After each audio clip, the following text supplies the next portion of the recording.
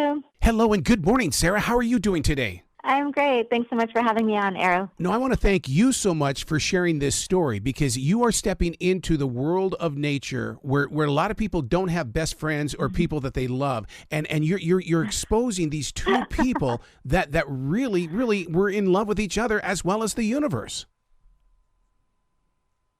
Yes, yeah, I had so much fun working with my team to make Fire of Love, where we did get to explore nature, through the story of these two wonderful characters, Katia and Maurice Krafft. It was really a joy.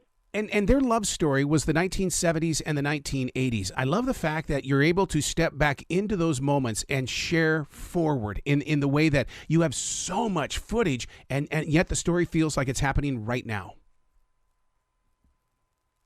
Oh, that's great to hear. That was really important for us to kind of land the audience in the moment, to feel the heat, so to speak, of the volcanoes as much as possible through the footage that Katia and Maurice shot themselves. But yeah, we wanted people to progress with them, to be with them along the ride for that journey, to feel the highs and the lows, the inspiration and the fear of what it's like to live in relationship to volcanoes, which is really how the Kraffts live their lives. Yeah, because don't you have to live one-on-one with that volcano? That volcano is like a best friend, or it can be an enemy, but you still have to be able to communicate with it so that you can understand it. Yeah, that's a great way of putting it, and absolutely how Katia and Maurice understood volcanoes. They did their best to interpret, this sentient, vast, powerful force. They were in love with the mystery of volcanoes and just absolutely enthralled by how beautiful they were. But they also knew that they could be catastrophic, dangerous. They could take their lives in an instant. So they did their best to try to understand them, all the while knowing that they actually could never fully understand. That was something Maurice often said, that volcanoes are beyond human understanding. But it is that mystery that almost felt akin to the divine that really gave their life tremendous meaning. So in the studying and things like that and putting this story together, did they ever come across what happened at Mount St. Helens? Because you're right, that was a dangerous situation. Volcanoes cannot be trusted ever. And this was one of those moments where finally this nation outside of Hawaii woke up and said, oh my God, we've got volcanoes here. Yes, yeah. Actually, one of my favorite scenes in the film is when they encounter Mount St. Helens. They were not there for the massive blast that everyone knows on May 18th, 1980, but they were there shortly after. And that moment was a watershed moment, actually, in the field of volcanology, provided such this important example of what are known as gray or explosive volcanoes, of how to study them. They're so dangerous that they were really poorly understood and still continue to have just tons of questions about how they function, why they erupt, and how the eruptions are triggered. But Katia and Maurice, Mount St. Helens and studying Mount St. Helens kind of caused them to redirect their lives to study exactly those kinds of volcanoes that, in their words, they called killer volcanoes. So it's a turning point in their life, so to speak. They grew even more in love. The documentary we're talking about is Fire of Love, which is from National Geographic, and it's on Disney+. To be in this moment, it's one of those things where it's like, it's almost like they were speaking to the future. And what I mean by that is, it's like when I daily write, I'll always say, dear future reader. It's not for this moment of now, but it's for the future. And here you are with it.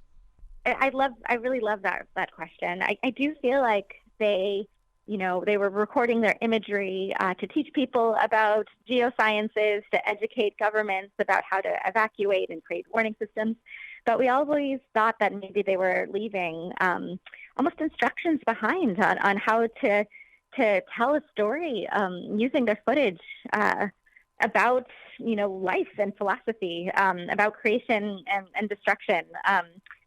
We also think, too, that there are some echoes between kind of some of their advocacy work of trying to get governments to listen to scientists and those who live in relationship with the earth to implement these plans sooner. And we're certainly living in an age where scientists sometimes or very often are not listened to, and there's devastating consequences for that.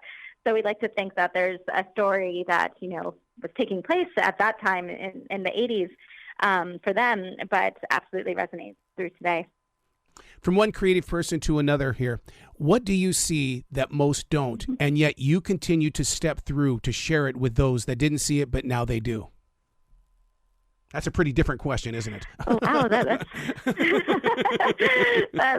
that's quite a deep question. I'll have to think about that one for a long time. But I've got to say that the people in the films I tend to make have kind of a unique connection with nature, and Yep. for me are seers of sorts. I feel like they understand the interconnectivity of humans and non-human nature and find powerful ways to communicate that.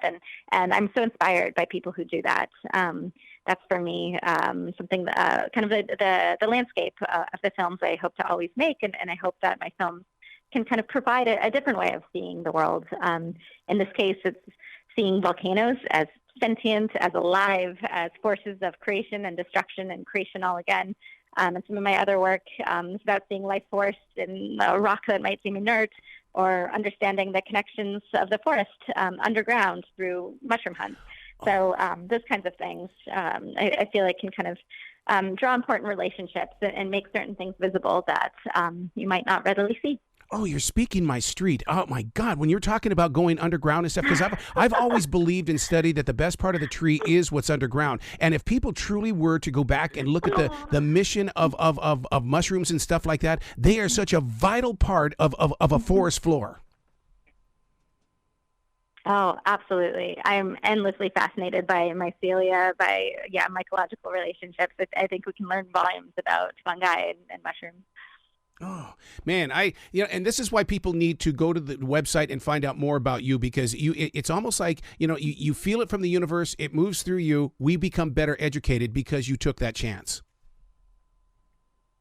Oh, well, thank you. That's very kind words. I feel really grateful to have worked with my phenomenal team and to get to bring out the story of Katia and Maurice Krafft. And they used to actually travel the world 30, 40 years ago, showing their images of volcanoes to people globally. And so the fact that the film now is on Disney Plus and is going to be accessed around the world again, it makes me really happy that people will, get to see their imagery, all that they loved and all that they sacrificed to engage with people to teach them about volcanoes. Well, I can't thank you enough for dedicating your life to this project and for sharing it with the rest of the world, because once again, we will learn.